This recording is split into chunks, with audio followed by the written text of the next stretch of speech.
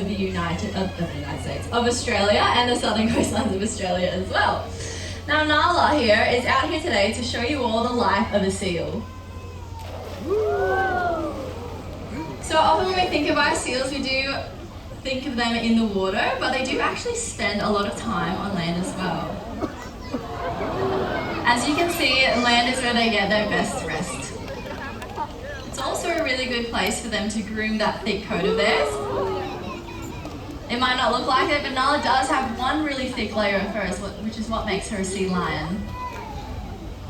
Although those rear flippers are really good at grooming, those front flippers also do a pretty good job. But of course, seals, they do also spend a lot of time in the water as well. Exposing her rear flippers like this is a great way that she can thermoregulate. Although she has that really thick layer of fur along her body, it's only her flippers that are hairless, which allow her to catch a cool breeze to cool down, or also to catch some sun to warm her body up. But using those front flippers, they can also groom themselves in the water. They can wash their face a little bit to make sure those whiskers are kept nice and clean. Now, seals out in our oceans are amazing predators, and swimming like this is known as bowing or porpoising, and it's an extremely energy efficient way which seals will use to travel through the oceans for long distances while also maintaining that speed. Each time she breaches the water, she's taking a really quick breath of air. Can't find that fish, sweetie? It's just behind you. Now they'll also swim like this when it comes to chasing down prey. But for seals out in the oceans, it is easier for them to hang around fishing trawlers or different fishing wharves to find their next meal. So lots of seals nowadays, what they do, using their sharp teeth and strong strength, they latch onto fishing net, just like Nala has. And using their flexible necks, they can break that fishing net to free that fish, which makes it a pretty easy meal for Nala.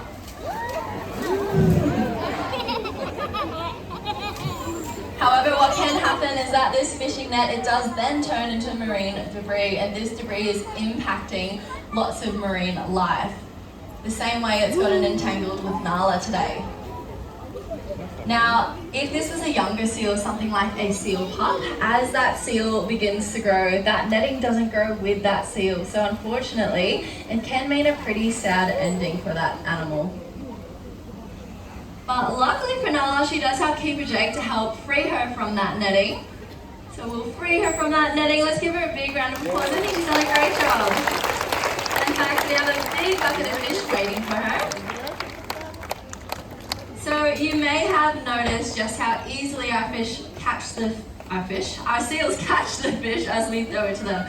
Well, it's all thanks to those whiskers, and we're going to give you guys a bit of a closer look. So on the count of 3, yell out whiskers and take a look at Nala's. On the count of 3, 1, 2, 3. Amazing whiskers, Nala. Now on the base of each of those whiskers is a sensitive nerve fibre, which gives seals that sense of touch. It really helps them hunt, especially when their eyesight might be limited in those dark and murky waters. Now Nala is on a very healthy diet. She's eating over 4 kilos of fish a day. But Nala, how do we feel when all that seafood runs out? Sad. Well, let's have a look at the water's edge and we'll see if you've left any fish behind today.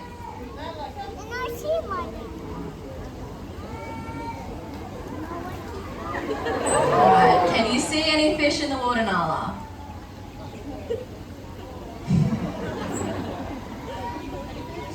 See anything? No? But is there something that everyone here can do to help?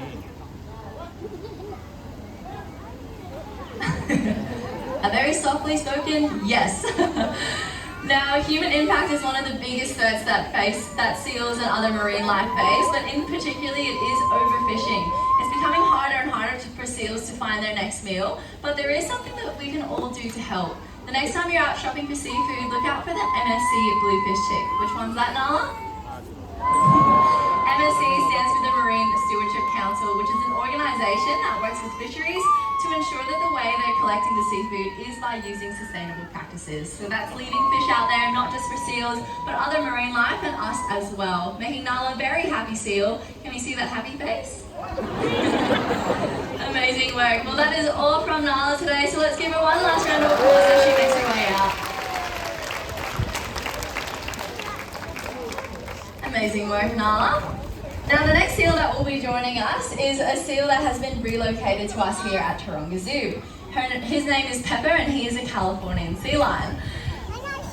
But we do have to wait for Nala to exit. This is a very positive environment for them and sometimes they're a bit reluctant to leave. But we've got plenty of fish waiting at the back for Nala, so why don't we give her one more round of applause as she's left. Well done. But Pepper will be joining us in just a moment. Being a Californian sea lion, he looks very different to Nala. He's about 4 times the size, over 200 kilos, and he was relocated to us as a young pup when he was about a year or so old. So since then, he's had a lot of growing. But this species of seal is actually one that's found on the western coastlines of the United States, what I accidentally said earlier. So they're the type of seal which you can see living very closely to human communities. But this here is Pep in all his glory. Big hello from Pepper there. Now, when it comes to taking care of our seals, we train them a whole range of different behaviours. But the most important behaviours we train are known as husbandry or cooperative care behaviours. And that's exactly what Pepper is out here to demonstrate to you this afternoon. So asking him something like a mouth open is a great way that we can have a look at his teeth and his gums. This is something that we might do every day as part of his daily healthcare, and by training these behaviours, we're able to all do it voluntarily. So if at any point Pepper didn't want to participate, he doesn't have to. But laying down like this, although it does look like a very simple behaviour, it allows us to give the animal a full body inspection. And using a very simple behaviour like this, we can actually work on that to train for more complex health procedures. Things like an X-ray, blood draw, or even something like an ultrasound. And then rolling over on a side like this, it's a very vulnerable position for an animal. So it really goes to show just how strong the rapport and relationship that we have with our animals here. And it's a perfect example of how we would conduct an ultrasound on a pregnant female that we do as part of our breeding program here at the zoo. Not for Californian sea lions, but Australian sea lions and long-nosed coast seals. But we can also ask for a flipper inspection, asking him to lift his flipper so we can have a close look underneath, because they do a lot of walking on those flippers, and as I mentioned, he weighs over 200 kilos, so very easy for him to accidentally injure himself, but he's doing very well for himself. And asking him to stay nice and still, as we have a close look at his ears and his eyes are also really important, especially for our aging population. Because just like with humans, as they begin to age, our eyesight might begin to deteriorate. So with some of our older animals, it's important that we can have a close look at their eyes and their ears, and we can even train for things like administering eye drops voluntarily. But that is all from Pepper today, so we'll give him a big wave goodbye as he makes his way out. And we'll be joined by one of Pepper's best friends in just a moment. His name is Diego, and he is also a Californian sea lion. But Diego, he's actually going to be coming out here to say hello to you guys today. He's going to position himself just on this box just here, so it's important that we all stay seated. But what he's doing at the moment is a little bit new to him. So this is a bit of a training session for him to do a little bit of desensitization. So what that looks like is we can slowly expose our seals to different things, and they learn that it's a positive and comfortable experience for them, which is what lets us do some more complex things like taking them out for walks in the zoo and things like that. So Diego has been out on this box before, however he hasn't done it in front of so many people before, so he's going to be really brave today and situate himself just there. And now when it comes to this desense work, something that helps the animal feel really safe and comfortable is by doing some things that they already know. So that's what we're practicing here today. So things like what we just saw with Pepper when it comes to doing a flipper inspection is something that is very established for Diego. So doing something that makes him feel really confident and comfortable in a maybe uncomfortable environment for him at the start is really important when it comes to building that level of trust. And as you can see, Diego has a very strong trust and bond when it comes to his keepers and our volunteers here at the zoo. And of course, we do use lots of fish because we do use positive reinforcement training when it comes to working with our animals. So every time they're doing something positive or something desirable, we'll happily provide them with something desirable for them. And Diego says thank you. So thank you guys for participating in our training session today. We can give him a round of applause as he makes his way out. He's been a very brave boy.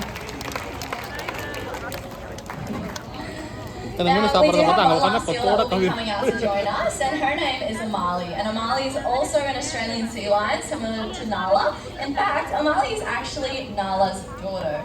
So as I mentioned, we do run a breeding program for the species, and being an Australian sea lion, they're one of the most endangered species of seal in the world. There's less than 10,000 individuals left out in the wild, which is a very, very low number. So the breeding program, which we have here at the zoo, runs nationally. So we can breed between different facilities, and Amali was actually bred here at Taronga as part of that program. So when she makes her way out, she is only 4 or 5 years old, so she is a lot younger than a lot of the established older animals that we have here at the zoo.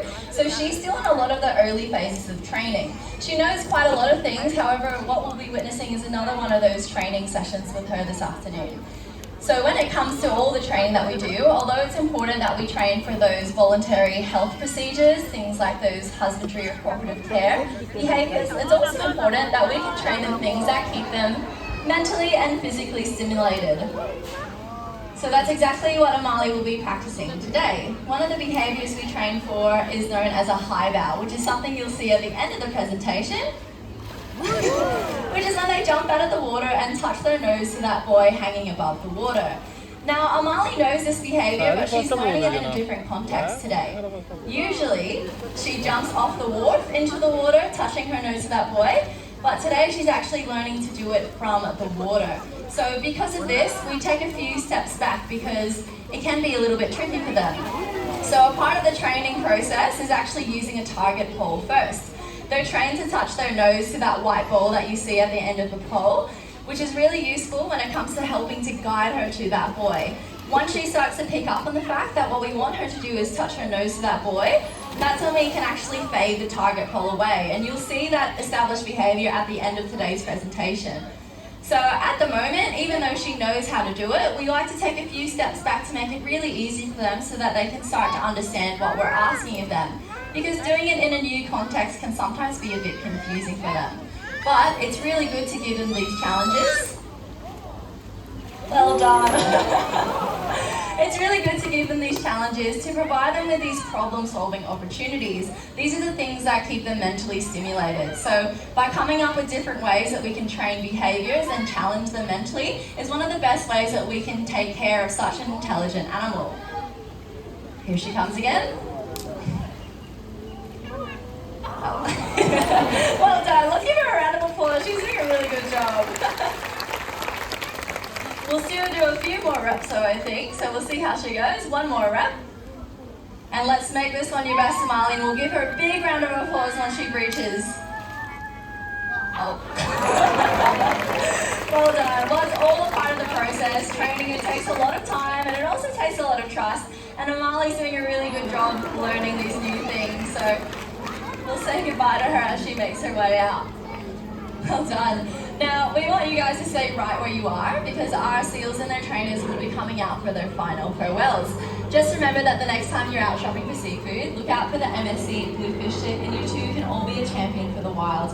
If anyone has any questions, I'll be hanging out at the end of today's presentation. But otherwise, we hope you enjoy your day at Taronga Zoo.